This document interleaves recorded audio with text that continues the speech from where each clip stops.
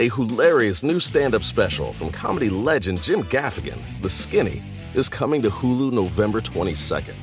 This Thanksgiving, see Jim in a whole new light as he gives you the inside scoop on everything from parenting teenagers to weight loss and gaslighting family members. For everyone in need of a happy hour, the new hilarious stand-up special, Jim Gaffigan, The Skinny, premieres November 22nd, streaming on Hulu.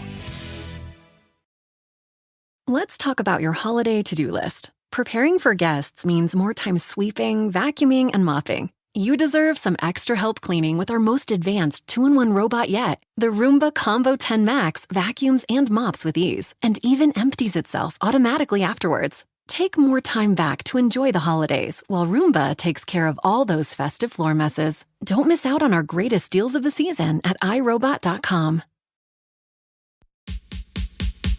Ask me, ask Iliza anything. It's time to ask.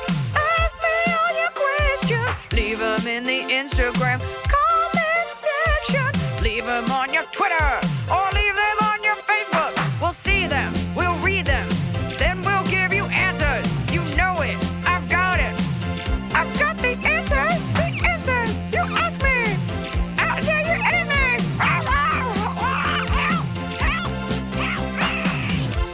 Well, coming to you live from my office/guest room with a guest that I think you guys enjoy having. It's my mom. You got to talk. My turn. I didn't know. It's always your turn. It's a podcast. Okay. It's Yes. not this is not like the New York Times. This is not like an my in-depth turn? Okay. Q&A. Are you okay? Are you, I'm good. It looks like you're sitting in the sun. Oh, No, are you comfortable? I'm fine. You were. Totally fine. If you guys hear throughout the podcast just a faint, it's the dog under the bed. You forget that she's there and you'll be in here and then every once in a while you'll just hear, or you'll just hear like, she's licking her paws. I don't know if the mic's going to pick that up. My mom came to visit to meet her grandson. Right. How'd you enjoy that? He's a little sleeping piece of oatmeal on the side of the plate. He's just there. It's very cute. It's very he's just cute. peaceful and sleeping. And when he's not sleeping, he's eating. Somewhere in the middle there, he cries and then he goes to sleep again. Sounds like the perfect day. A perfect day. We got a lot of questions. Now, Emily warned me these are longer questions, a lot of context. So I will do my best to abridge these. But I like doing a meaty episode. I feel like you guys we all look forward to doing the show and making. I want to give you bang for your buck. You know, you're buying up those quince tops and you're using Rosetta Stone and you're buying the hero bread. So we want to give you nice, thick, juicy episodes. A chunky boy. True enough. Bonjour, nouveau ami. Oh, that's cute. Is she coming from I France? think she's French. I'm not sure. I don't know why you would start it like that if you weren't, because she says, I'm a relatively new fan of Iliza on the podcast, but I honestly feel like one of your biggest fans in the way that I've consumed all your content. You have to tell the part about... Oh, you mean the question? No, you said you're going to abridge it, but I happened to read it. It is ridiculously long, but there's a reason, I think, for that whole beginning part. I'm going to read the beginning part. Okay. I was skipping all of my superlatives at the beginning. Oh. People always write the nicest things. Just know that I did read them, but sometimes it feels a little masturbatory to be like, and you're the best comic ever. And I'm like, thank you so much. Okay. She didn't say that. I'm a 31-year-old Australian woman. Okay. Not French. living in Europe. She's living in Europe, and I'm cringing already imagining the blunt advice this question will receive. I've been single for 3 years after my last relationship ended really badly. I genuinely love my life abroad. Now, I do want to add that she says optional context. It was a pandemic breakup resulting in him ghosting me in a foreign country. We've been together for 2 years and moved to London together after he got a job there, which means you followed him there. And I point that out for the rest of this.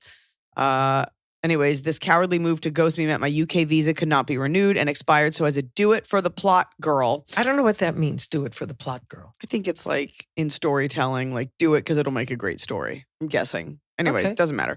I jumped ship to mainland Europe instead of moving home. Okay, so I guess my question, so you're in Europe. But you don't say where in Europe. But I'm guessing France. Well, keep going because she had to learn another language, she says. She's like, so like all young girls, I moved to Latvia. No, she didn't say No, that. she didn't say that. I genuinely love my life abroad. I've had interesting jobs. I obtained residency in another country, which a man can't take away from me. I'm like, oh, it depends on who works at the passport office. I have great friends, and I'm slowly learning another language. I've also done a lot of therapy to regulate my emotions, realize my dating patterns, and why I pick mismatched partners. You know the drill. I love, and I know it's okay to want. I love, and I know it's okay to want to find a life partner, but being single for the past few years hasn't bothered me until now. I had a recent change in my situation, which has freed up a lot of time, and it's all hit me. I know I'm still young, and this might sound somewhat pathetic, but my goal this year is to accept I might not meet someone. Why would that be your goal at 31? No, to accept that she might not meet one. That's what I said. That's her goal, to accept that she might. Right, I'm saying, why would that be your goal?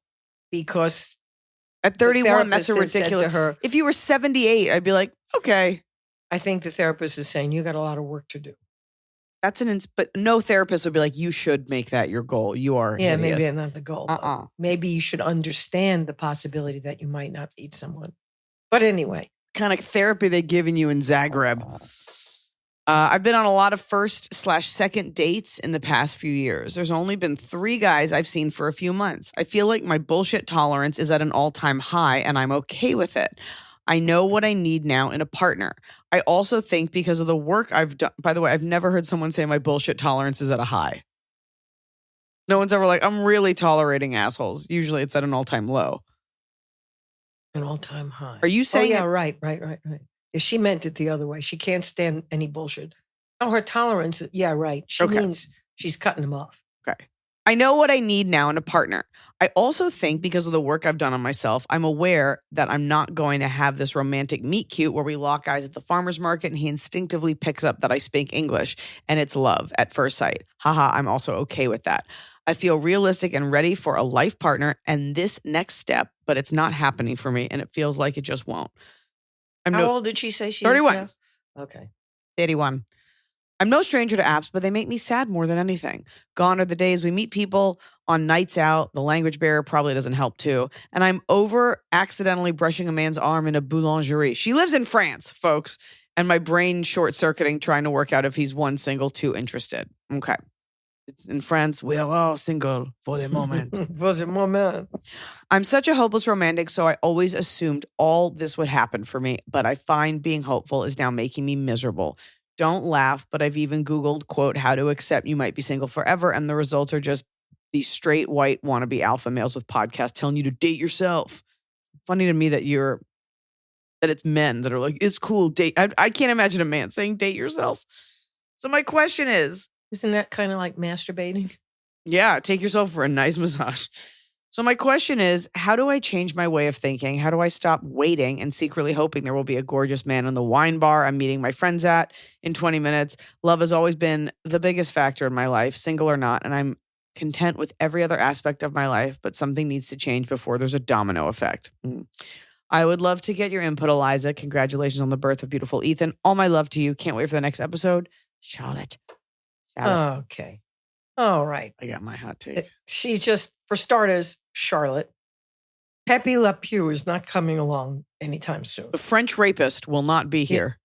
If you want to meet somebody, you've already gone so far as to leave Australia, go all the way across the ocean, not even the pond at that time, go all the way across to England where you went, and then this guy ghosted you after a whole, my God, I can't imagine that you date someone for so long, follow him, and he ghosts you. You kind of, I got that you're in therapy now, so you must have been a major pain in the ass for him to just stop talking to you completely. That's not. So she's in therapy, and she's trying to. Or she could be in therapy because she was normal, and she's like, I don't understand why this psycho did that. She did say that her choices haven't been good. Okay, all right.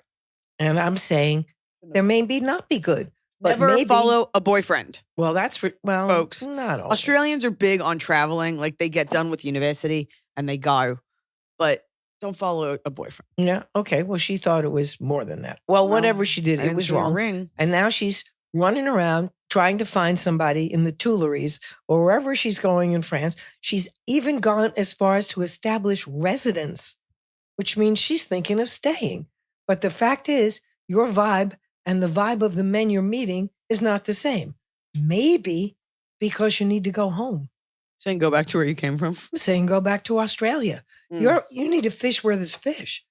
If your goal, your actual goal is to meet someone, really, and have a romantic time, not necessarily, brushing arms with him in the boulangerie, as you say. You're putting a whole romantic thing on something that hasn't been working for you.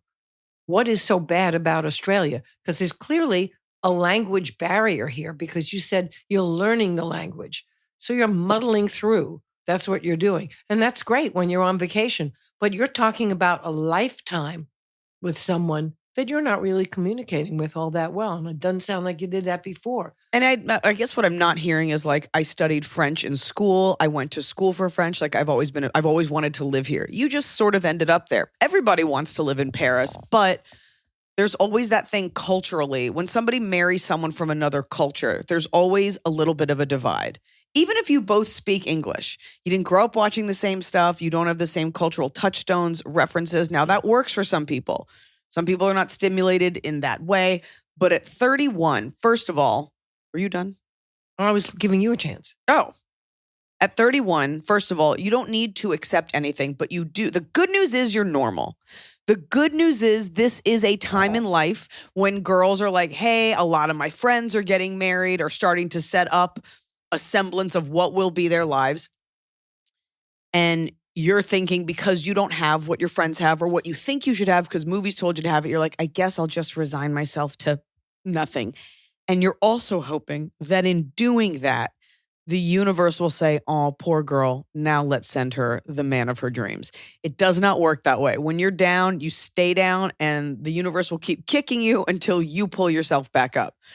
There's no such, the things that you're describing, you're wanting to walk into Notting Hill. Right. You know what? You still may be reeling from the whole situation. I don't know how bad you felt about the guy in London that you followed him for and you got a job there. And you sound like you just went there just because of him. And that can be crushing. And then to have him ghost you, that's like, what? That's like being ghosted. That's serious. If you're living with somebody. That's horrific. They ghost you. You sound horrible relationship. Charlotte, you sound lovely. And remember, you're a new fan, so I'm just telling you, like, this advice is the advice that nobody else will give you. You didn't say what your job was. You said everything else was great. Based on what you sent, it sounds like you don't really have a compass. What about your dreams? You just want to meet someone? Do you want a family? Do you want to be married by 35? Do you have a career aspiration? Like, where do you see yourself? Right. Only thing I see is she got residence. Which is fine. And by the way, if you want to live in France, like I'm not hearing in this, you're like, and I love France. It sounds like you ended up there. I'm not hearing enough of a pull for you in the direction of anything other than I want to meet someone and I'm hoping it'll be romantic. However you meet someone becomes your story. Don't let Hollywood brainwash you into thinking. She went to France for the romance of it because she could have stayed in London. She said she lost her visa. Well, how did you get a visa? And I don't know how that works, but how all of a sudden you're ensconced in France and learning maybe the she's language. not in France and maybe she's just saying French things. Well, she's not in a place that speaks her language. Right. So whether it's France or Germany, it doesn't even matter. The fact is it's not your language, not your culture. But your question was, French is for us all. French is for everyone. Mm-hmm. Your question was, how do I accept this? The answer is you don't fucking have to. You don't have to accept anything. And you're only 31. You're only 31. And I know that that's annoying. You're not 24. If this were about like kids or eggs, it might be like, oh, maybe you should start thinking about something. Just, 31, you're in your 30s. You're allowed to freak out. But you're at 31, you don't have to accept jack squat. You can tool around for a few more years, find what feeds you. You'll find different pockets. Maybe you don't stay in France. It doesn't sound like she has any support structure except for that therapist. She didn't mention any friends before or after. She followed a guy to London, so clearly. No, but her question was, how do I change my way of thinking? How do I stop waiting and secretly hoping that that a gorgeous man at a wine bar will come up to me? You don't have to. You don't have to stop waiting. It's okay to be hopeful that you'll meet someone. Right. In fact, I was you. Not about like hoping a man would wink at me, but I would go out with my friends. You want a boyfriend. You want to meet someone. I am not down with, especially at 31. I was never the girl that's like, let's just go out, just us. That's a lie, because every single girl in your group is like secretly hoping maybe you'll meet someone. So don't be persuaded by this like feminist dream that like, and I'll just go out and and just be present with my girlfriends. Snore. Save that for when you're 45. Yeah, I'm not feeling that she has those girlfriends. Yes. It's the support structure. She says everything's great. Look, I'm just going by what she said. But her question is, how do I change my way of thinking? How do I stop waiting to seek? How do I stop waiting? Doesn't sound like you're waiting. You can still reserve hope. Right. You ever want to go to a movie and then there's a line that's like around the block. So when you get on that line for you're waiting for the movie, what you should be doing for that hour is bringing a picnic or having fun on the line. So enjoy the line. Yeah. If you don't enjoy the line and the whole thing is the movie you're going to, the movie's 2 hours long and you're on the line for 2 hours. Was it worth it? Enjoy the line. Yeah. You don't have to adjust anything. You're allowed to be hopeful. You're allowed to want to fall in love. Society is like beating it out of women that like you're not allowed to want that. Like just date yourself. You can. And hope that when you take yourself to the Louvre, there's also like a hot guy there. Be smart about what you go to. If you really want to know, I would think of things that men go to. I actually, in the States, I could give you better advice. In Paris, I don't know what kind of bars single men go to. I know if there's a financial district, that's where you should be having drinks. Well, the other thing is, why don't you go do things you enjoy? And if a guy happens to be there, great, because you'll be much more enjoyable to talk to. If you plant yourself in a financial district, for example, and you have no interest in that kind of thing, you got nothing to say when you meet that person. What I really think you need to do is sit down. What do you want? Right. I tell everyone this. In 5 years, where do you see yourself? But what do you want? What do you like? What do you actually, do you kind of like secretly love medieval history? Do you secretly like want to go see Versailles? Like, do you secretly love Napoleon? I agree with you. Go do things you like. And then if a guy is there, you'll be that much more interesting. Yeah, if a guy is there with his fiance, it'll be that much harder.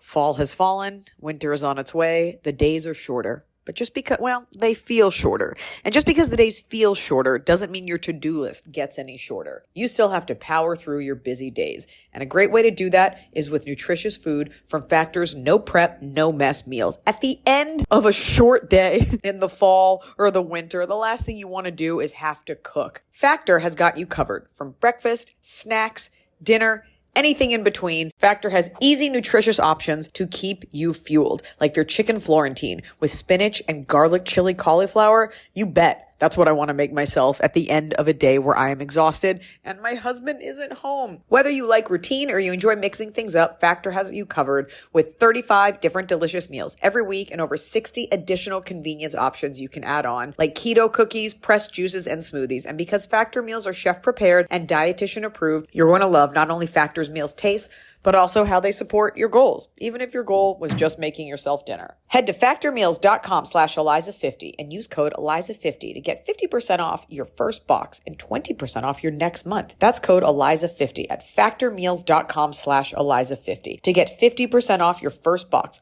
plus 20% off your next month while your subscription is active. The holidays are here. And for a lot of us, the holidays mean decorating, hosting, celebrating. For me, it means a lot of traveling, and nothing feels better year-round, but especially during the cozy holidays, than a restful night's sleep in soft, luxurious sheets. Boll & Branch's signature sheets are made with the finest 100% organic cotton, and they get softer with every single wash. You already know that I got Boll & Branch this summer when I needed breathable sheets to sleep in, but this holiday season, I'm actually gifting some of my friends and family Boll & Branch's Ultimate Softness Bundle. I get to choose a signature hem sheet set in any color, a signature hem pillow set, and a waffle bed blanket. And they're all getting juniper because I think it's a classy color. This way, you know you have something nice to sleep on when you visit. It's the perfect gift for you and them. Gift you and your loved ones a better night's sleep with Boll & Branch. And right now is their best offer of the entire year. For 25% off plus free shipping on your first set of sheets, head to bollandbranch.com/Iliza. That's Boll & Branch, BOLLAND branch.com/Iliza for 25% off. Limited time only, exclusions apply. See site for details. So finally, fall is here. I have been looking forward to it. I have had a hard year in a good way. Like I had a baby. I have been on a nonstop tour, nonstop traveling, and it's been hot. So I'm looking forward to, of course, pumpkin spice, everything, cooler weather, and slipping into a cozy sweater from Quince. I've talked about Quince before. Quince has beautiful leather jackets, cotton cardigans, soft denim, and so much more. All Quince items are priced 50 to 80% less than similar brands. Dressing expensive doesn't have to be expensive. Their clothing is beautiful, it's durable, it stands the test of time, and it's what I like to call a capsule wardrobe. I got an Italian wool cocoon coat. That's one of those, it's got like a European collar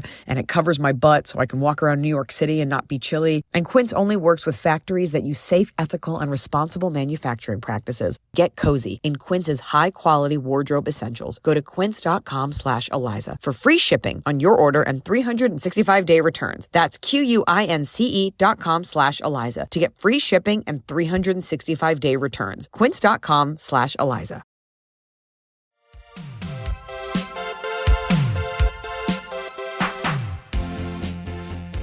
Hello, my fellow elder and by the way, Charlotte, thank you for listening.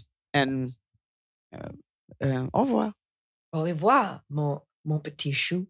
My potato? No, my little cabbage. My little cabbage. I learned that from Pepe Le Pew. Mon petit chou. Yeah. Cabbage? Trust me. Mon petit pomme de terre is my potato. Whoops. That's not what they say, though. No one would say that. Hello, my fellow elder millennial. Well, my husband, male 37, and I, female 40, have a somewhat strained relationship with his parents, my in-laws in their mid-70s.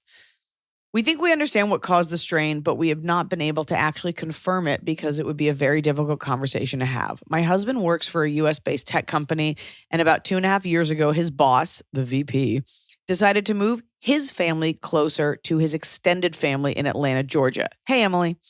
And offered my husband to come join him to open an office there. It was an excellent offer, one that would allow me to quit my job while also enrolling both our children in private school. Our kids are 5 and 7. We were able to purchase a home 3 times the size with 3 acres of land for less than we sold our tiny home for. We benefited in many ways from the move, and our children will reap the benefit well into adulthood. Our children were the primary reason for us making this decision, and yet my in-laws seem to feel hurt by this decision. They're apparently carrying a grudge that is manifested by them being nearly completely absent from our lives, but also their grandchildren's lives, their only grandchildren. We will send them weekly texts about what's going on in our lives or pictures of the kids at baseball practice, and they will respond with a thumbs up, if at all. We are the ones always initiating, scheduling a FaceTime call, and sometimes the calls will be canceled because they have other plans. We once had to move a call on Christmas Day because their friends' children and grandchildren were coming over to open presents. They expressly asked to be added to my Instagram so that they could view stories about the kids, but they never interact with any stories or posts, and if they do, it's bare minimum. This distance existed before the move as well. They lived a few provinces away, and we would still manage to see them a few times a year, but they would drive the 15 to 18 hours to stay with us. But when they were there with their grandchildren, it's as if they didn't know how to be grandparents. They would be on their phones, sitting next to them on the couch, showing them weird YouTube videos. We would have to ask them to read a book with them instead, or go for a walk in the park. It seemed like they needed to be told how to be grandparents, which especially hurt because I would see their Facebook posts where they would be holding and laughing with their friends' grandchildren or reading books to them. For lack of a better description, it just seemed like they never clicked. After asking them for the past year to come visit us and see their only grandchildren in person, they finally relented to stay with us for 1 week in April. Yay. Your writing style is funny. My questions. I feel disrespected and ignored. How do I deal with those feelings while trying to be a good host? Do I set aside how their actions make me feel in order to keep the peace for what's likely to be one of the last times we'll probably see them? I can't make them be more present grandparents, but how can I make them see that their distance, emotionally speaking, is only really hurting their relationship with their only grandchildren? Like, fine, you don't have to talk to me, but please talk to your grandchildren while you can. I don't feel like this is my husband's problem, but they are his parents. He is on my side and willing to have the hard conversation with them, but I'm worried that it will further diminish my worthiness in their eyes if he speaks for me. I just want everyone to have pleasant memories of this visit, but I'm not certain I won't be unknowingly telegraphing my hurt and anger. What would Iliza do? With much love and appreciation for all that you do, D. Well, it's what would Iliza do, or would Iliza's mom, also a grandmother, do? Well, for one thing, you moved. That happens. Children do move away from their parents. However, they are hurt because you, their son rather, is their only child. And these are their only grandchildren. And while it is better for you, and you did Westward Ho, and you moved someplace else, like many people do, you have now been ripped, so to speak, right out of their lives. All hopes and aspirations that they had of having a solid relationship with their grandchild has just been dashed She's away. saying she's saying before they moved to Atlanta, they lived 15 to 18 hours away. Yes, in a different province. No, that's where she says they can drive 15 to 18 hours to come see them. Yes. No. I read that again. I will. I'm telling you. The distance existed before the move as well. They lived a few provinces away, and we would still manage to see them a few times a year. They would drive the 15 to 18 hours to stay with us. But when they were with their grandchildren, it's as if they didn't know how to be grandparents. They would be on their phones, sitting next to them or showing them videos. We would ask them to read a book or go for a walk, and it seemed they needed to be told how to be grandparents, which especially hurt because I would see on Facebook, they would be posing with their friends' kids laughing. Right. So I don't know if it's necessarily like you live next door, then you moved away.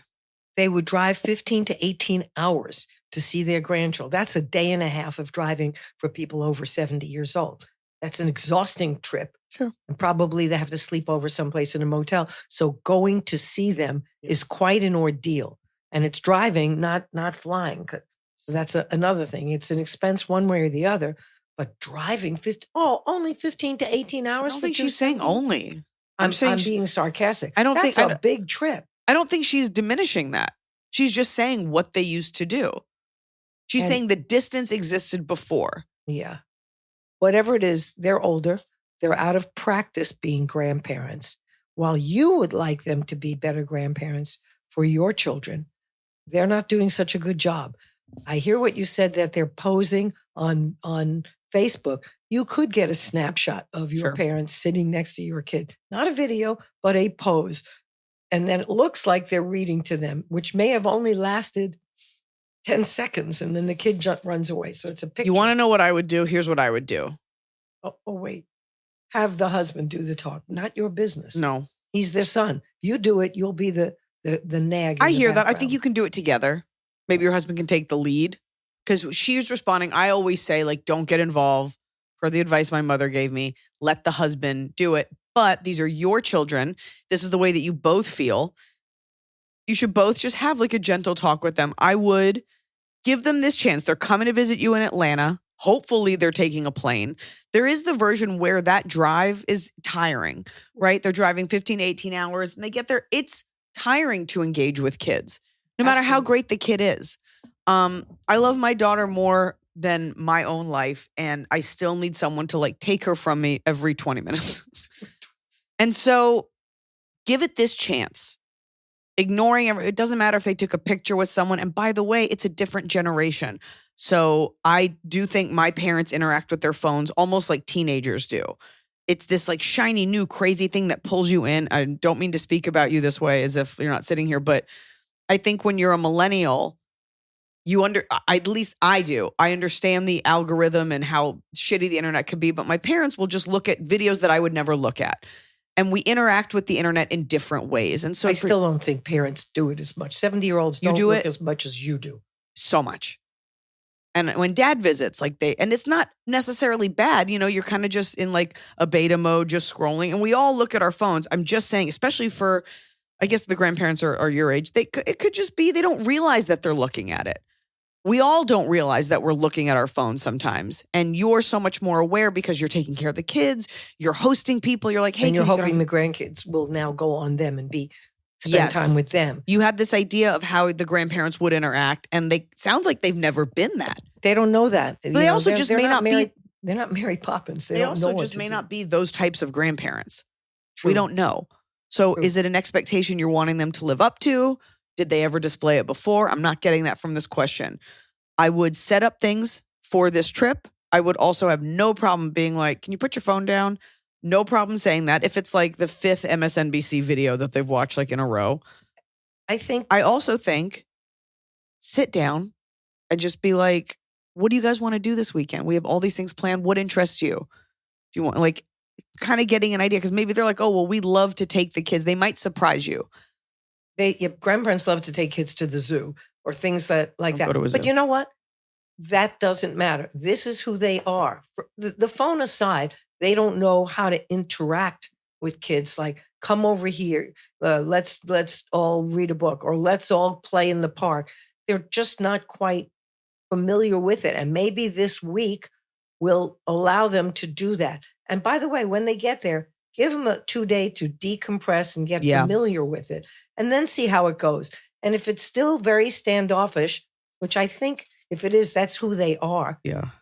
And if the kids want to be with them, great. And if they don't, well, that's their loss. The kids are not showing that they really need that, which is the grandparents' loss also. But also, I think you can privately mourn, like, oh, I wanted this like Hallmark moment with the grandkids and the grandparents. 5 and 7 kids are more independent. They're not little toddlers, and they've got their own stuff to do. So I think you have to let go of the version of this that you envisioned, that you never actually had. Yeah. Oh, and by the way, 5 or 7, it gets worse. As they get older, they have more activities and more things to do. And you become just sitting there watching them do that. And you get asked a question from now and then. I had both sets of grandparents like that. One set that would sit there and watch you, give you a kiss, hello, and watch you play, but they didn't interact. And I have another set that all they wanted to do was take you and run and go with you and be with you. Truthfully, those are the ones that we loved more. The ones that just watched us, well, that wasn't so much fun, but that's who they were. Yeah. You can't do that. And honestly, my opinion maybe differs than Eliza's because it's not you. Your husband has to step we're up. saying the same thing. Well, you said do it together. I said stay out of it because you'll be the bad one. I think it's not an issue that you're having with them about you. I think you show your united front and you can keep a positive attitude. Husband can lead it, and you can be like, what do you guys want to do? Is there a way that you want to interact? Would you want to watch them for an hour? Do you guys want to go to a park?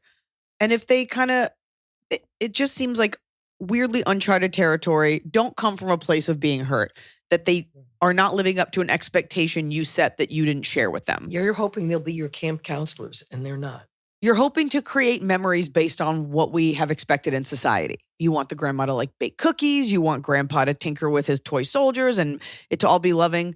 There's something valuable to be gained from them.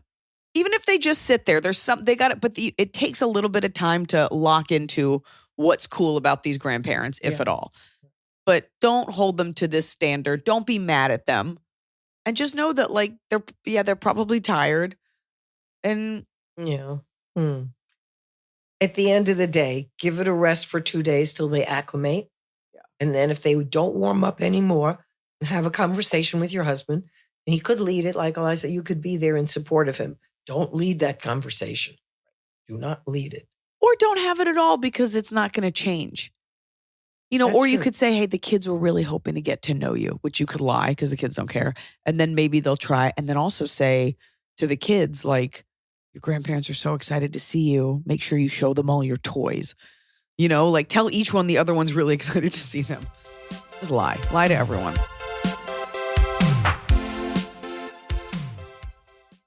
A hilarious new stand-up special from comedy legend Jim Gaffigan, The Skinny, is coming to Hulu November 22nd. This Thanksgiving, see Jim in a whole new light as he gives you the inside scoop on everything from parenting teenagers to weight loss and gaslighting family members. For everyone in need of a happy hour, the new hilarious stand-up special, Jim Gaffigan, The Skinny, premieres November 22nd, streaming on Hulu. Let's talk about your holiday to-do list. Preparing for guests means more time sweeping, vacuuming, and mopping. You deserve some extra help cleaning with our most advanced 2-in-1 robot yet. The Roomba Combo 10 Max vacuums and mops with ease and even empties itself automatically afterwards. Take more time back to enjoy the holidays while Roomba takes care of all those festive floor messes. Don't miss out on our greatest deals of the season at iRobot.com.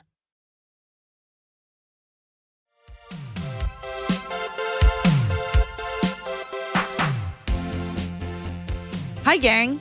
I've never been a bridesmaid before, but I know you all are the experts on these questions.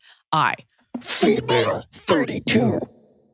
I'm a bridesmaid for my work friend, female, 29, in June in North Carolina. Her maid of honor cannot make the wedding, so she's decided to not have a maid of honor, which is totally fine. Oh, I think I know where this is going. This is all going to fall on you, isn't it, work friend? She set up a group text a few months ago, and none of the women have said anything on it. I set up another group text without her in on it to ask their input about trying to get together to surprise/celebrate her, since none of us can go to her family's bridal shower. The other women live in South Carolina and Florida, and the shower's in Virginia, so I get it. So far, no one's responded to or even acknowledged they got the text. So people are so weird about group texts. I don't know any of them, and I don't feel responsible for them. But regardless, I want to do something special for her, even if it's just the two of us. What would you suggest? My husband suggested she and I could go to a spa or something. Any other ideas? P.S. Back when I was pregnant, I wrote in about having a baby and told you I had a tiny party goblin shirt for her, so I included a picture of her wearing it. Aw, that's very cute. I like the spa. That's the end of that. Yeah. Our other friends, I don't even know what that's about. Yeah, people sometimes on group text don't want to be the first ones to write, or they kind of don't want to deal with it. You're not the maid of honor. It is not on you. Totally. Don't get drunk and confess and be like, your friends are real bitches. I tried twice.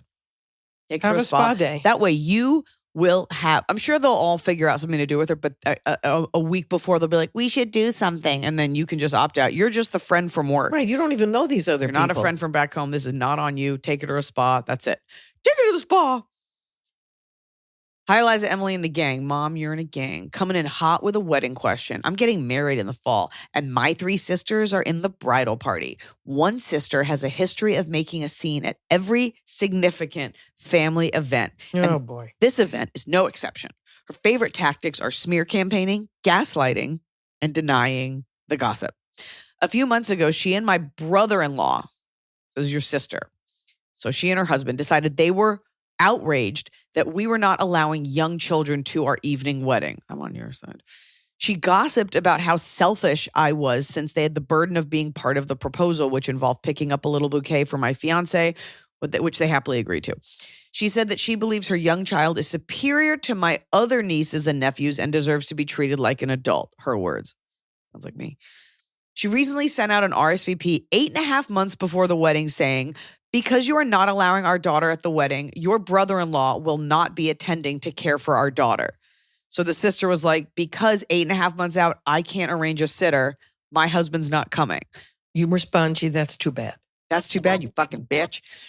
As you can imagine, it was hurtful because they put in no effort to try. They live 6 hours away and have grandparents on his side of our town. When I called her out about the lack of effort in trying to find childcare and my brother-in-law opting out of the big day, she responded by calling my mom and telling her a twisted version that never happened, saying hurtful things like it's her second wedding. And she should just be happy we're spending more money toward her we're putting money toward her for a second one. Ugh. My mom was hesitant to believe her since she experienced an outburst at her wedding ceremony as well, when my sister declared she wouldn't stand at the altar 5 minutes before the ceremony started. And then on the first wedding or this? At her mom's wedding? I don't know. It doesn't matter. I'm at my wit's end because this is one of a few hurtful things she's already done within 4 months. I want to completely cut her out because I'm done with bullshit behavior. But that would cause more upset with my aunt's mom and fiance than it would solve the issue. Help. I do not know what to do because there's no reasoning with her. P.S. My fiance proposed on a trip we took to see one of your shows. That's a good man. I mean, to be as distant as you can and still close the loop, so to speak. I do think what I said before is, gee, that's too bad. It would have been nice if your husband attended. That's the end of it. She's hoping. He's always invited. And if he can make it, great. If you can't get a sitter, I'm sorry. And obviously, things do cost things. Perhaps don't give us a gift and why don't you just get a babysitter and then your presence will be welcome. That's what it is. Don't give us a gift. Our gift would be your presence. Would it? That way you were the bigger one. Don't give us a gift. We don't want you to have that expense. As you said, that's a big expense and blah, blah, blah. It would be lovely to have both of you. And if he has to sit and you come alone, that would be okay, but it would be better to have both of you. So we're willing to say, please don't, our gift would, I like that the best. Our present would be your presence. Mm-hmm. And so do not give a gift. Use that money for a babysitter. Thank you. Yeah. It's tough. There's all these I just heard Ethan cry in the other room, and I'm like, there's a baby here. Yeah, where'd that come from? It's tough because there's something delicious about being slightly annoyed at someone who like always has like the dumbest drama. But you're getting married.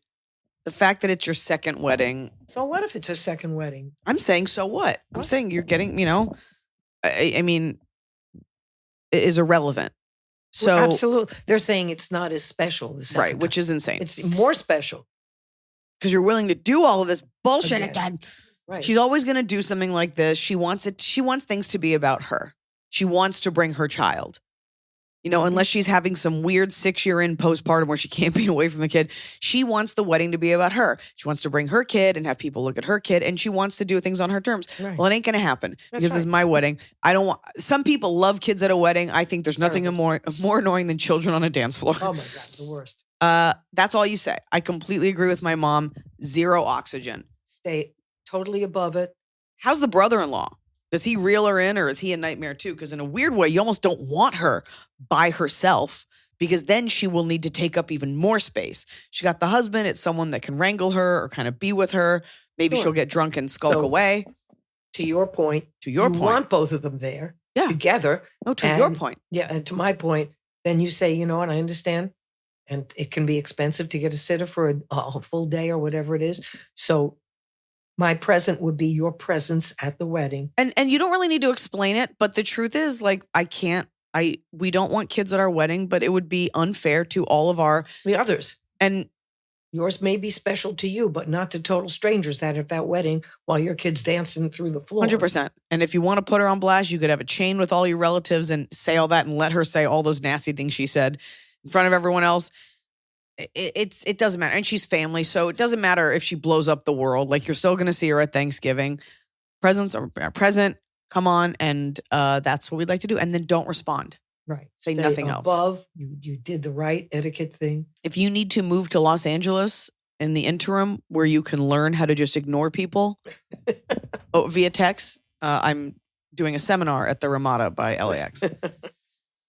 Question. Obviously, I'm a nurse. Shocker. Maybe I just need to vent, but my coworker is an absolute troll. I work in a medical rehabilitation unit, so we provide mostly physical and occupational therapy along with regular nursing care. But I have one coworker who is older and has custody of her grandkids because her daughter's on drugs. Woof. And the daughter really wants to bring her kid to her sister's wedding. While I understand that's a lot and can be stressful, this coworker is the most angry and unapproachable person I have maybe ever met. She goes through life at work trying to make everyone's day difficult. I think I want to punch her in the face. On top of never doing her job correctly, she's always being mean to the patients. One time she told me to tell a 98-year-old patient that she isn't allowed to go to the bathroom because she just went 30 minutes ago. How can I confront her about being a decent human without totally losing my shit and losing my job while still being able to tell her she's an absolute volatile human being who hates life? Please help. Report her to HR. Yeah. That's the end of it. Please help. When I go rogue, I go full ratchet rogue, and that ends up with unemployment. Raquel from West Virginia. First of all, I'm always shocked when people who have education in a specific field, especially a field that like I would never want to do or could do. Like, nursing is such a specialized skill and we need nurses. The idea that you would be fired, I'm just like, who would fire a nurse? I'd be like, please, I need you to work here. Right. Michelle, like my best friend who has like all the education, she's like, I can't say that to my boss. I'm like, they're not going to fire you. You have 6 degrees.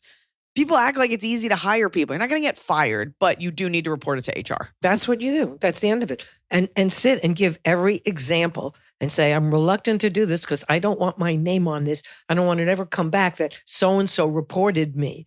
And you can verify what I'm saying with the other nurses. It's not just me. If Emily were here, rest in peace, Emily. If Emily were here, she would tell you to write everything down, date it, email it to yourself. On this day, she yelled at this person on this, make sure you're not walking into half a situation. Make sure that 98-year-old patient like didn't have dementia and she just kept saying, like you don't want it to have reported it. And then the woman's like, actually, here's what happened. This woman is miserable.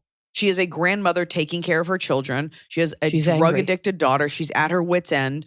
But it's tough because we're all responsible for our behavior. And so you're treating her This is true feminism. You're treating her based on the way she treats everyone.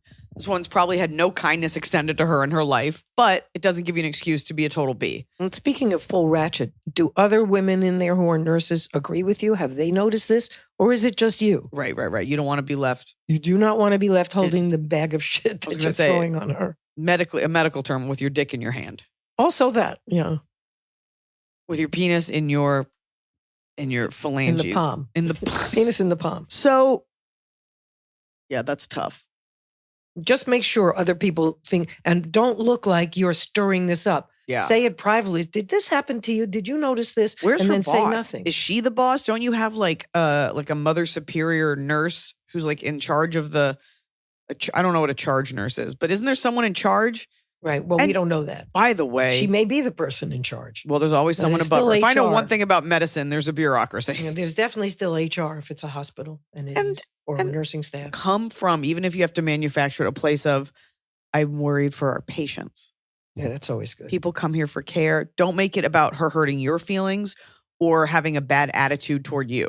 Make it about the patients. Right. Make it about an attitude. And by the way, when you check with other nurses who are on duty or ask quietly, hey, did you notice that, whatever it is, and ask each one privately so it's not like you're stirring stuff up just yet.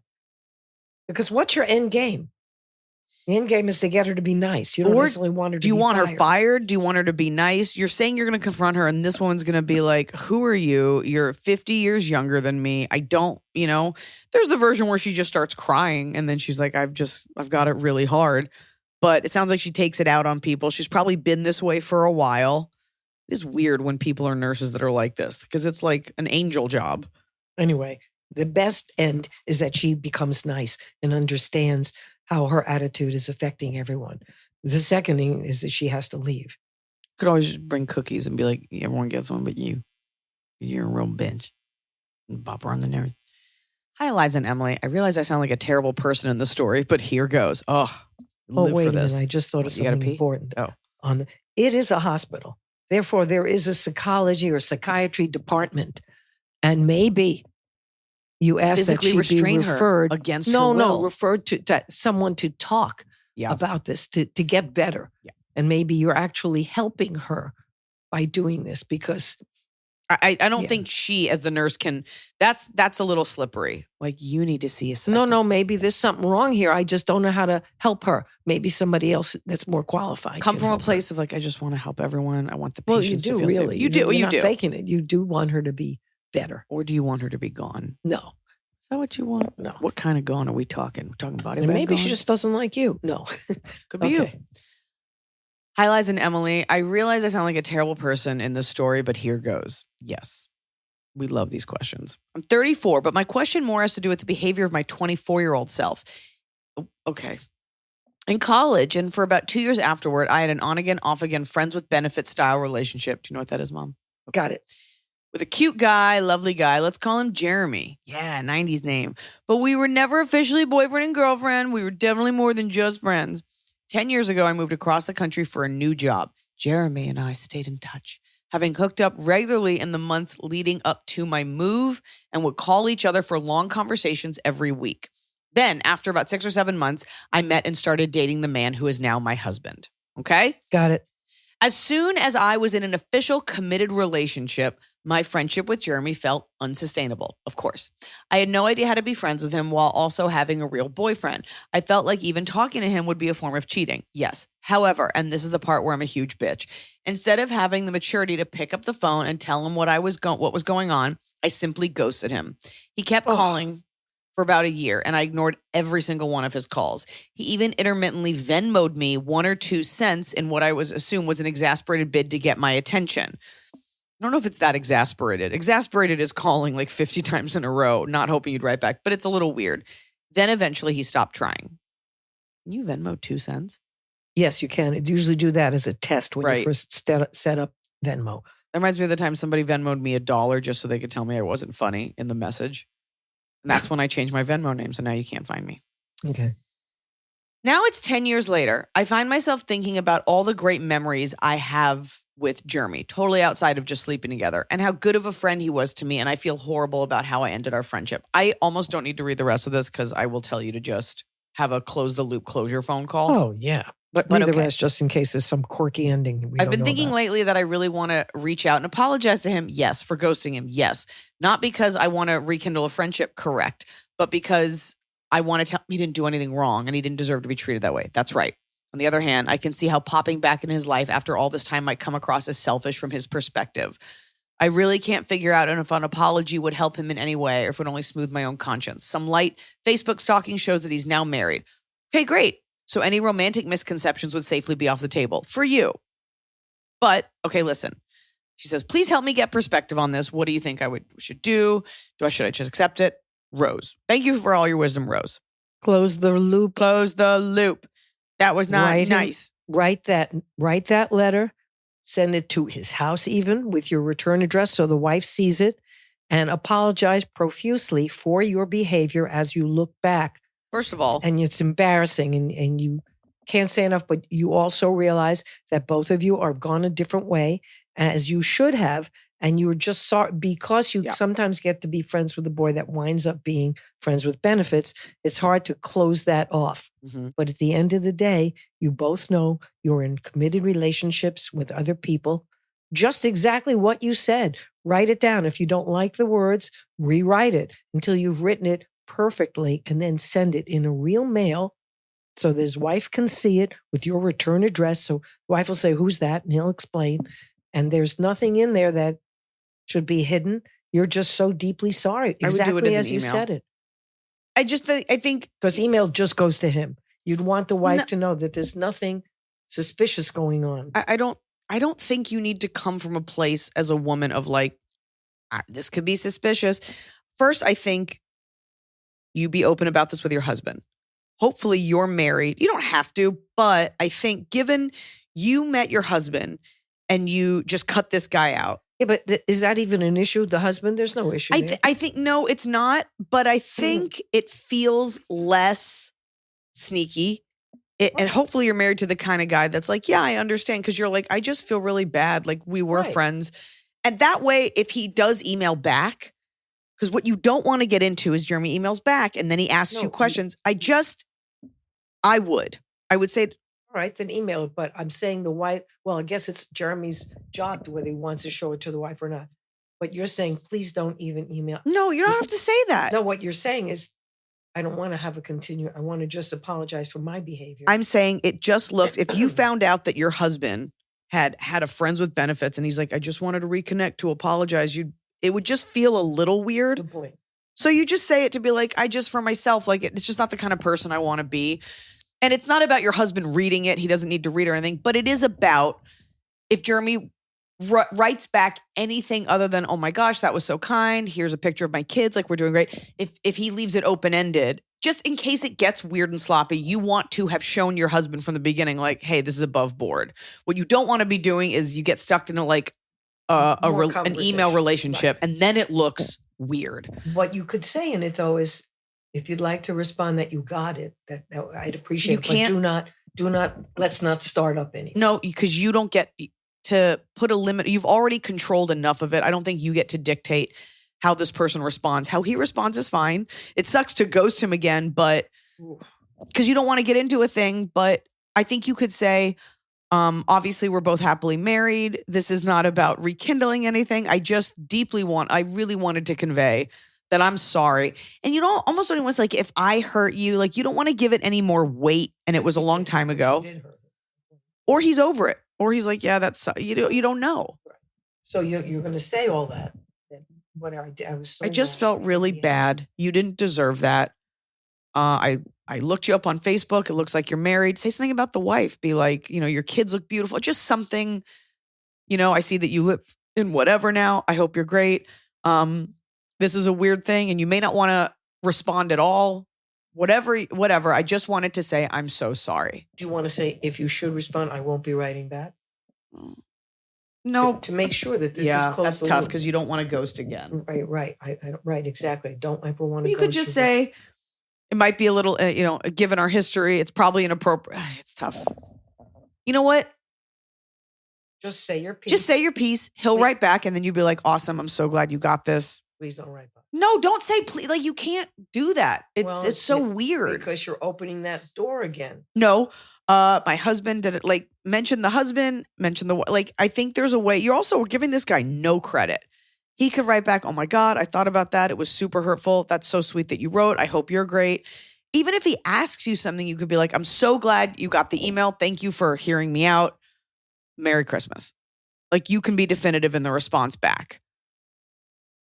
I liked no reason to respond.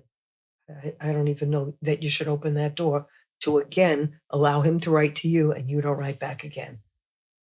I think you could write back for the last time and just be definitive in that. So you can't write back, say that the first time, please don't respond.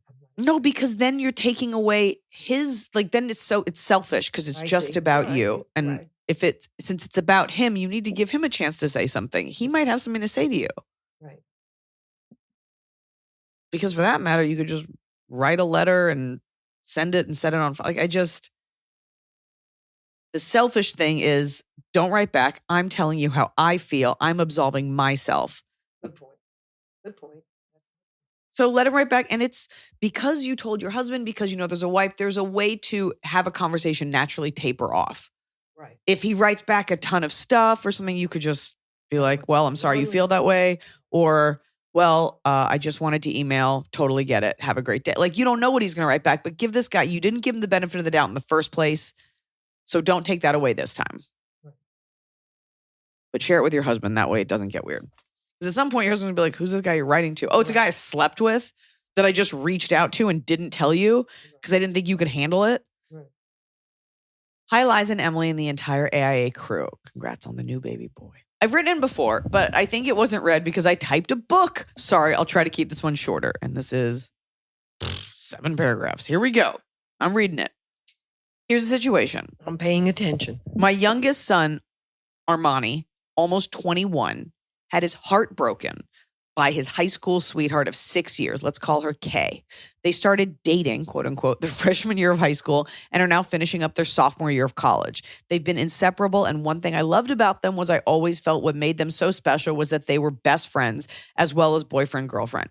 Kay was super close to my family. And I always felt like she was the daughter I never had. I had 2 boys. I didn't get the girl.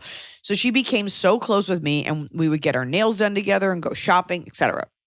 I even helped her get her first car because her family couldn't afford it and I could, and that's how much she meant to me. Aw. With that said, I always knew there was a possibility they wouldn't last. I get it. Started dating at 14 and now 2021, you go to college, you change. I get it.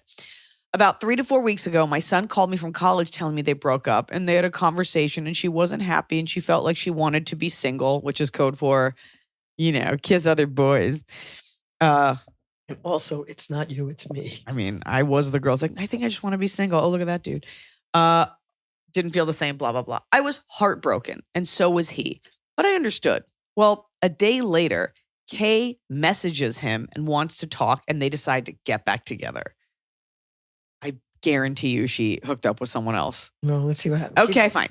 I hesitantly say I'm happy, but worry she might be wishy-washy and end up doing the same thing. Fast forward to last week. I got tickets to watch a Cirque du Soleil show and, of course, invite my 2 boys and their girlfriends to go. Kay spends the whole weekend with Armani. It was their spring break, so they were home. They spent Saturday, Sunday, and had plans to hang out with their friends on Monday.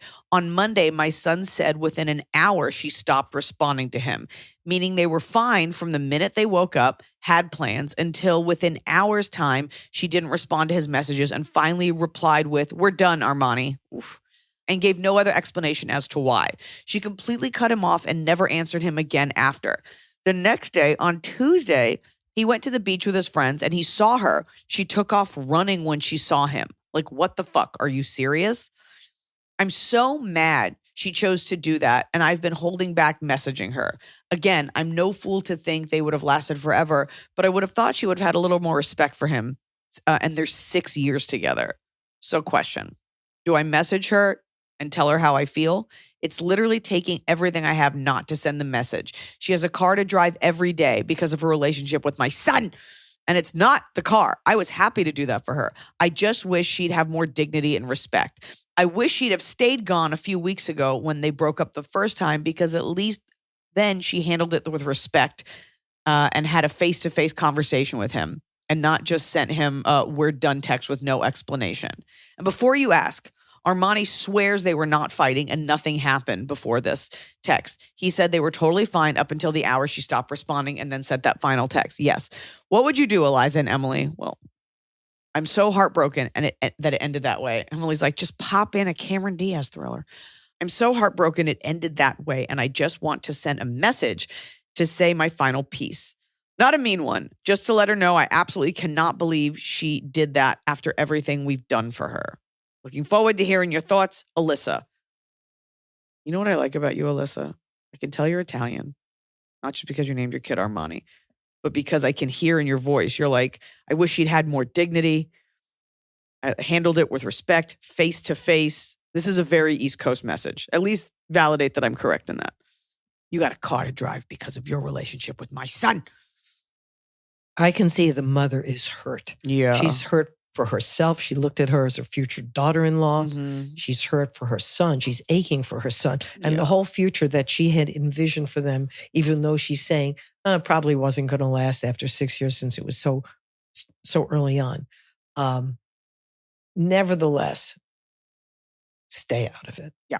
This is not your relationship, even though you felt that was partly yours. And you may convey that feeling to your son in that you no longer have respect for her, but she's also a child. Yeah. She's 21. She's 21. And had one guy all this time. Yep. You know, and she's ready to move on, so to speak, which sounds so callous, but it's kind of the way things happen. Yeah. And she may not be ready to be with anyone for another 10 years, being ready to move on and run and go and be and do. And that's it. Sounds like she wanted to go to Cirque du Soleil. The fact is, she will never, maybe in 10 years, if you run into her, you will be over it, so to speak. You want your son really to understand how she behaved, but don't even have that conversation now because he's hurting. He's really hurting. He'd For also him, would be- she was it. He would be humiliated if he found out. Oh, that the mother stepped in. Yeah. Yeah. And, you know, I don't know if you paid for it sounds like you paid for the car. Pretty much. But you did that because you liked her. This wasn't contingent upon and you be with my son. Like, you gave a gift. You have to let that go. You brought it up twice now. Because you even end the email with, I cannot believe she did that after everything we've done for her. right. Young people do shitty things. At that age, you don't really have a sense of, it's not so much right or wrong, but the weight of favors and things like that. So she was appreciative, but it's not like she used you. You and gave it willingly. You did. It's And not she like did. it was an engagement ring. Right. And it's not like a family heirloom car. And she did, they dated for 6 years. And the truth is, girls want to run wild. Girls got to fly. Well, same thing with boys. They might Totally. wanna go At too. some point. They both have the right to Right. And choose. I But don't- how she did it. That's the thing. It's Right. how she did It's it. how she did it. And to run away from him, she probably just got a rabbit in her and was like, I got to get out of here. Whether she got the ick or met someone else or was just over it, or it doesn't actually matter. Because she'll look back, like our other question asker one day, and be like, I felt really bad about how I did that. If you tear into her, yeah, it might put the fear of God in her, but what is to be gained other than she apologizes to Armani, who his heart is still kind of broken. The damage is kind of still done. And it's kind of, in a weird way, better he learns that lesson about what it can be like when he's younger. You should be single at 21. You should be dating other people. Your frame of context, of reference, this is when you start to build that. I think it's important, more than anything else, that he understand from his mother that this is not the way to break do up, things. To do. Yes. There's no honor. There's no dignity. There's no respect. And don't pay it forward. Do Right. not treat a girl like this. Just because she did that, it doesn't even mean she's a bad person. Just uneducated in the way to be around people.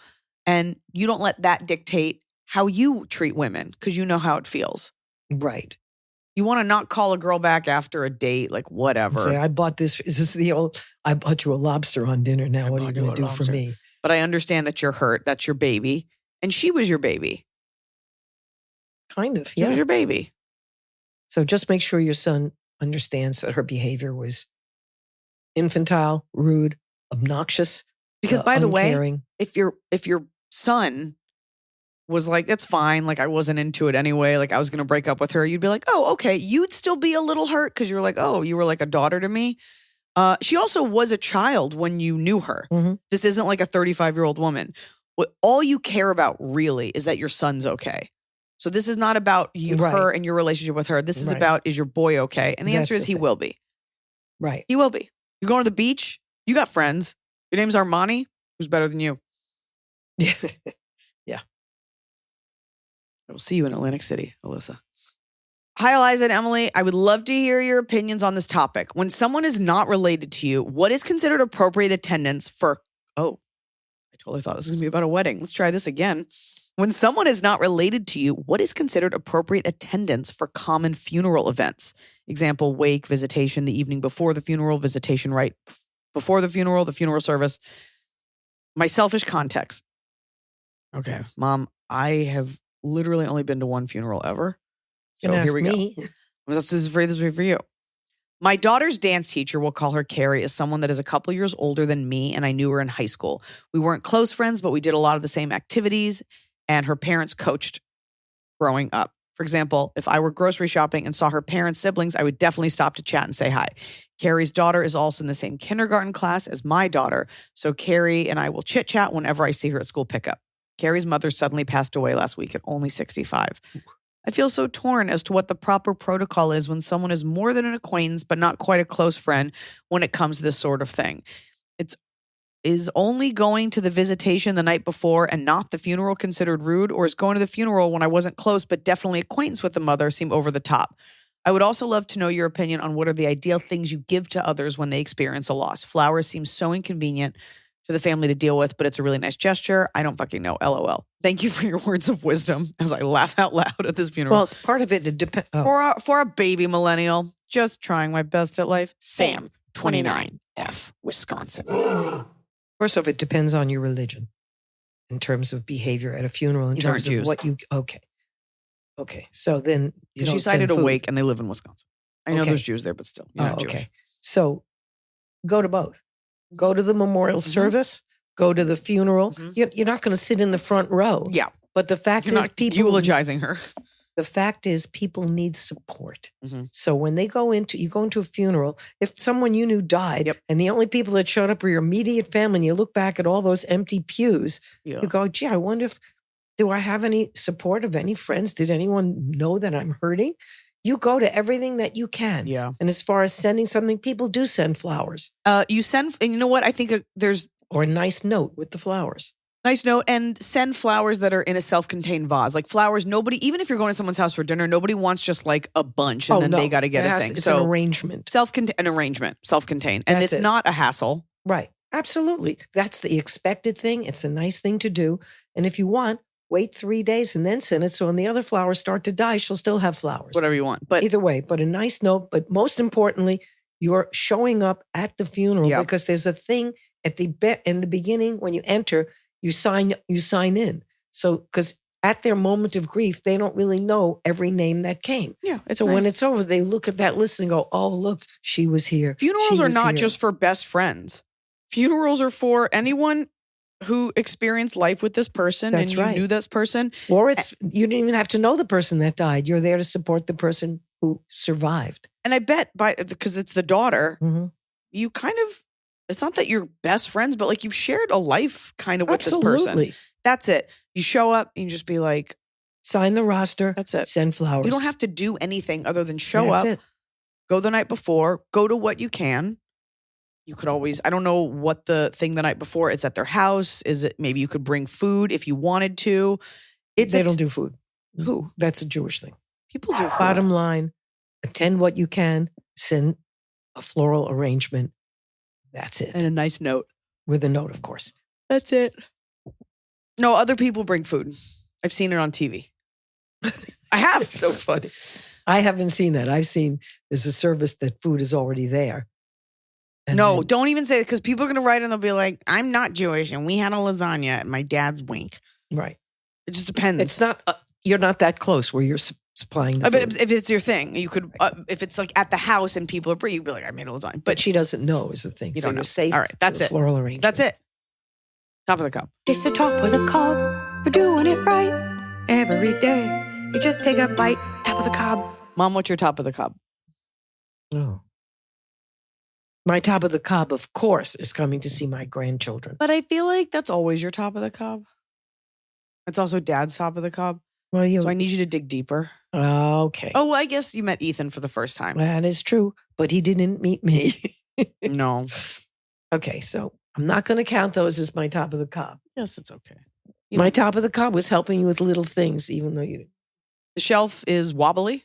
It's not wobbly. It's wobbly. Oh, that shelf. Wait, what shelf are you talking I about? mean, In Sierra's It's room. so cute with the little animals. It's so cute.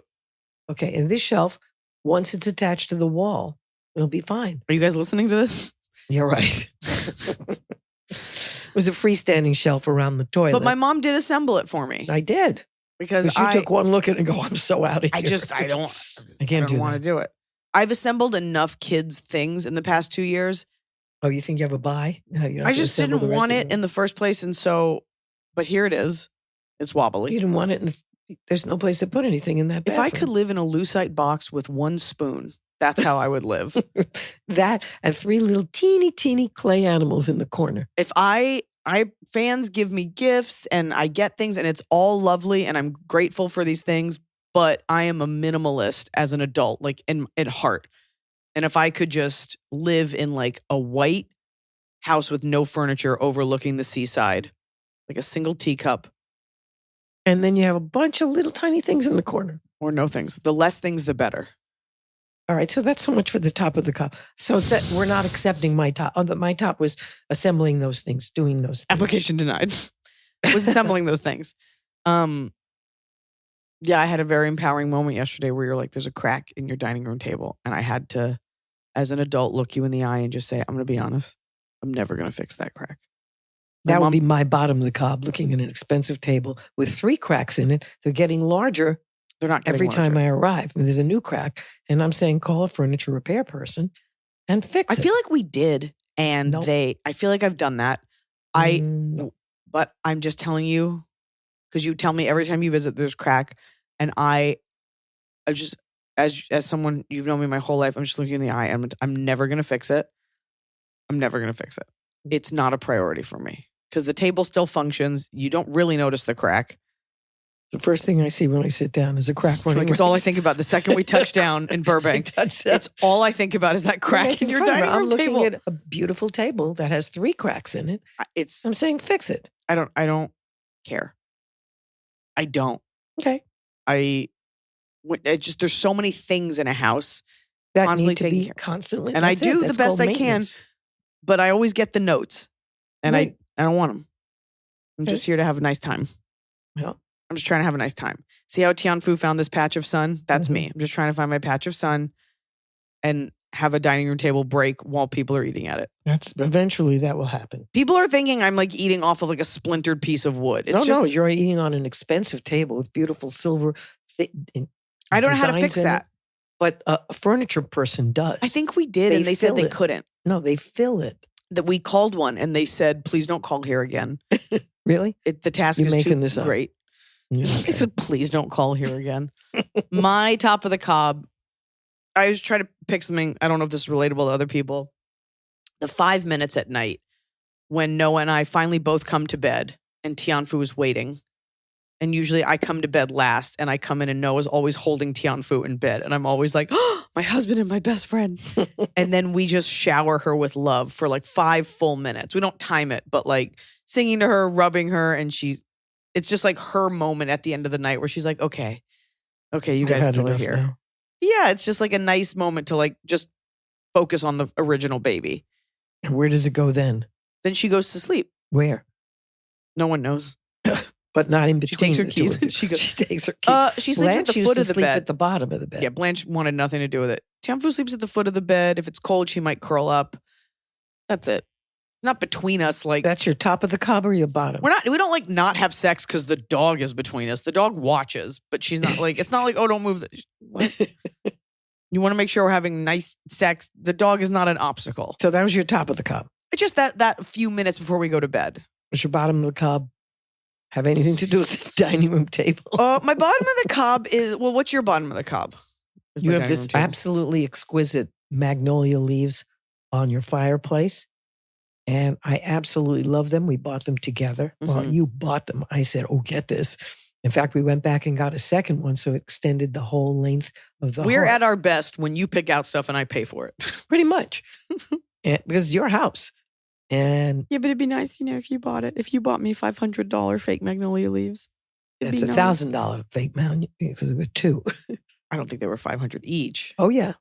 We bought No. one and we came home and it was too short. And you said, if I had known that I was going to have to buy two, I wouldn't have. But now you realize, well, I guess I have to buy two. Get me canceled by all these justice warriors and be like, she's spending all this money on that and making Well, fun anyway, of us for our This Stanley. was like the best, most gorgeous Well- Martha Stewart. Anyway, It's also sustainable. I use it every year. So Absolutely. it's paid for itself. oh, absolutely. And it's going to stay that way. It takes money to celebrate your Christmas, folks.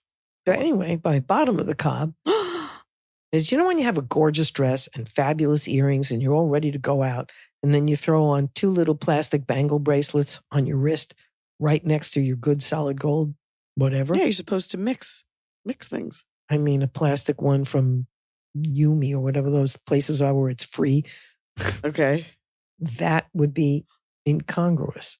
And therefore, my bottom of the cob is these little, I don't know, afterthought stars that you have hanging from the magnolia thing that you put up at Christmas. And they're still hanging in loops from the bottom of, that's my bottom of the cob. I look in the living room, this beautiful hearth, and I got these shitty little stars Those- hanging down. Does it change your opinion to know that those stars are from Paris and they're Nope. from a store that only makes felt things? Nope. And I hung them and it looks very British Christmas because it's kind of floppy. Yes, and this is March. I love looking at them. It might be ugly. I'm not sure. Yeah, it's And I teetering. have Christmas lights and I like to turn them on at night because I like to see them behind the TV. Right, because those go as just because they're little white twinkly things. That doesn't I necessarily. will take the stars down Thank you. only if you leave.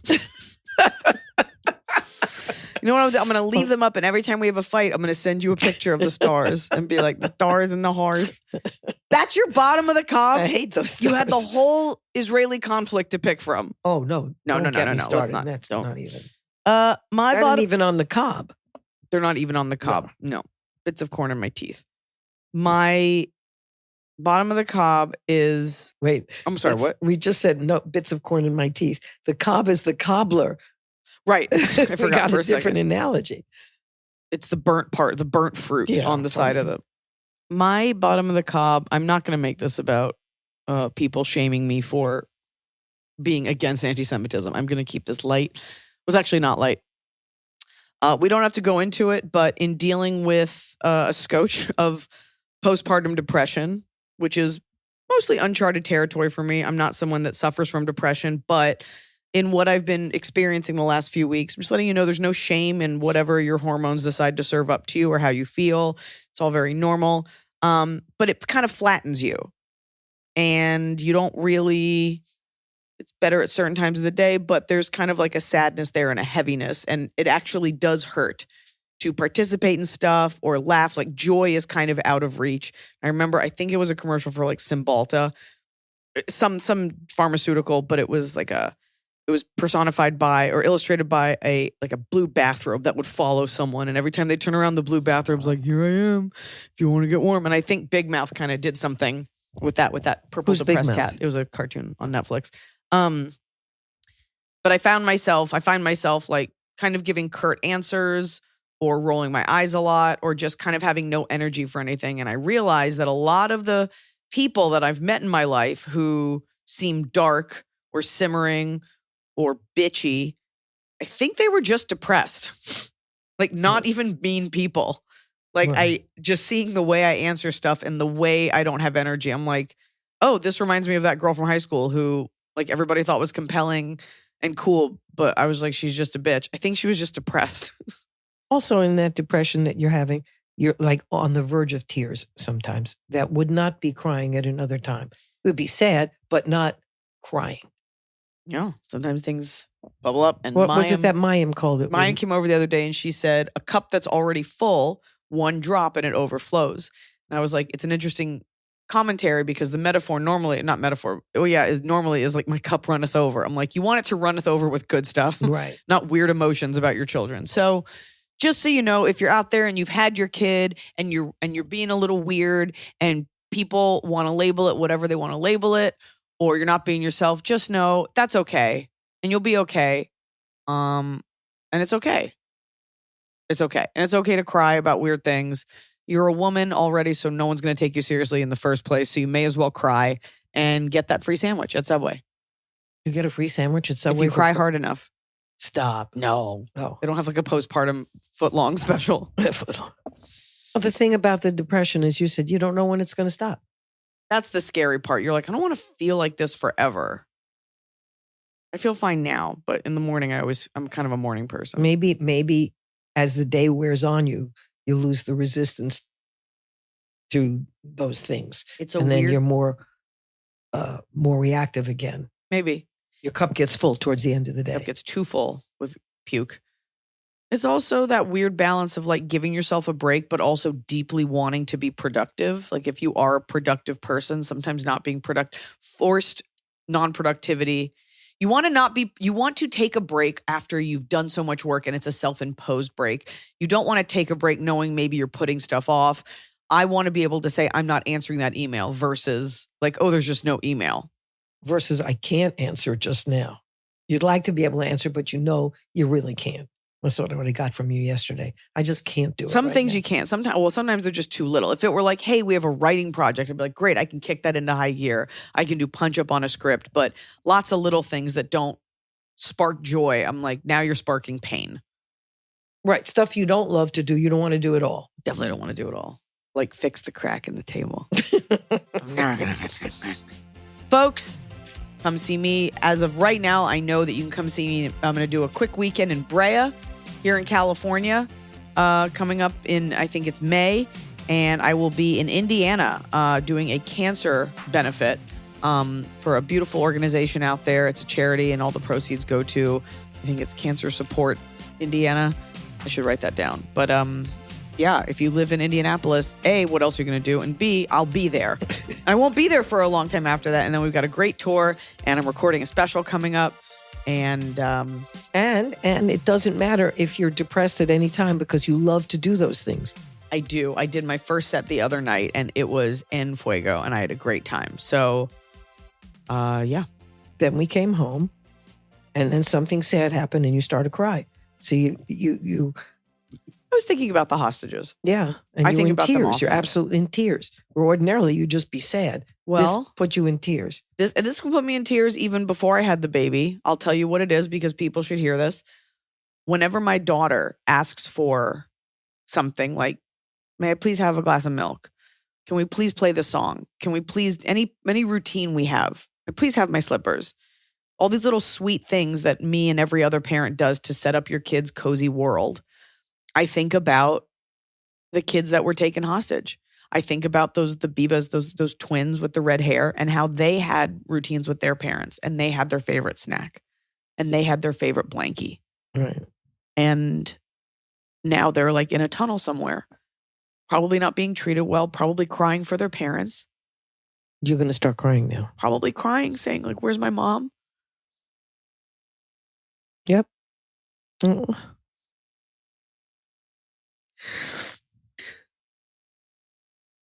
Probably asking for their favorite toy or their favorite snack, and it just doesn't exist because you're 1,000 feet underground. And any expression that you have for these children or for these people or for the 6 Americans or the elderly or these people that are taken hostage has to take a back seat because you have to defend as a Jew that you first get charged with loving genocide, which is so fucking out of bounds. Especially as a mother, I just know that especially as a Jewish person, to just know that, like, it just feels so unsafe. And I think about, of course, my own child in that situation and how horrific these parents must feel. Just, I turn around, if I can't find Sierra for a second, I panic, and I can't imagine living with that. And then you can't express it because you get called horrible names and you get told that you hate Palestinians and all this stuff that isn't true. And you can't even stand up against anti-Semitism the world over because the number one item on the agenda is saying that you are a bad person or you hate Muslims or some bullshit that was never a part of this. The people that are saying it are so ignorant in their assertion of your feelings. And I just wish people would get that. That's it. I just think about those little kids. I think every time Sierra asks for something, how these little kids want their creature comforts and their parents. Every time she hits her head, she says, "Mommy," and I scoop her up, and they don't have that. So just because they're Jewish. And if you even say that, it's like, well, what about Palestinian kids being hit with mortar shells? It's awful too. Where are you allowed to cry? Where is your heart allowed to publicly break? And the answer is Jews don't matter. And I'm sorry to put this on this podcast. And I'm sure people will make fun of me, and I don't fucking care. I think if you don't stand up for others and stand against hate, then when is the appropriate time to stand for something? This matters. This is not a postpartum thing. I'm sure it tugs at my heart more, but it's very real. And I'm sorry, but like, I don't mean to be dramatic, but I think this is a real thing. There were plenty of Jewish people who lived with their family, their husbands, and they had kids and a dog, and they thought nothing's going to happen. And then World War II happened, and all of a sudden Nazis just come into your house and take everything. And I don't think about Nazis, but I do think about how oftentimes we are sitting ducks, and there is a vulnerability to just like living your life like things will be fine. And you are lucky to live in America where you'd like to think that you can call the police. You'd like to think you can call someone for protection. And I hope that that's real. I hope that enough people don't start thinking Jews don't matter and that there is no protection. And so these are all the things that are coursing through my brain and my thoughts at all times. And it's compounded by having just had a second baby. You just want your kids to be safe. My daughter, on her first day of school, there was a bomb threat. You know? So you just feel things. And I'm just saying this to any mom out there.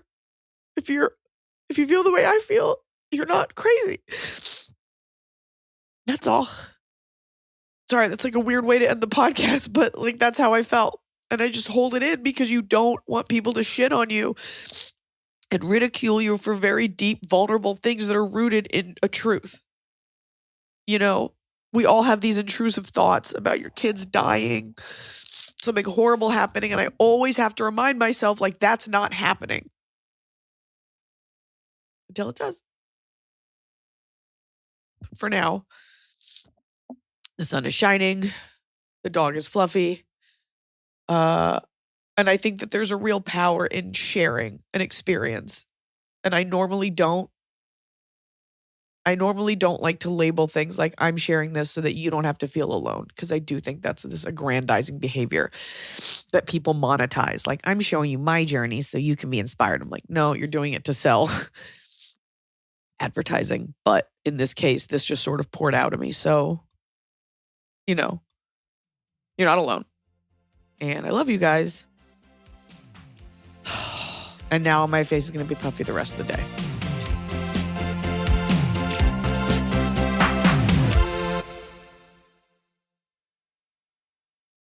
Let's talk about your holiday to-do list. Preparing for guests means more time sweeping, vacuuming, and mopping. You deserve some extra help cleaning with our most advanced 2-in-1 robot yet. The Roomba Combo 10 Max vacuums and mops with ease and even empties itself automatically afterwards. Take more time back to enjoy the holidays while Roomba takes care of all those festive floor messes. Don't miss out on our greatest deals of the season at iRobot.com.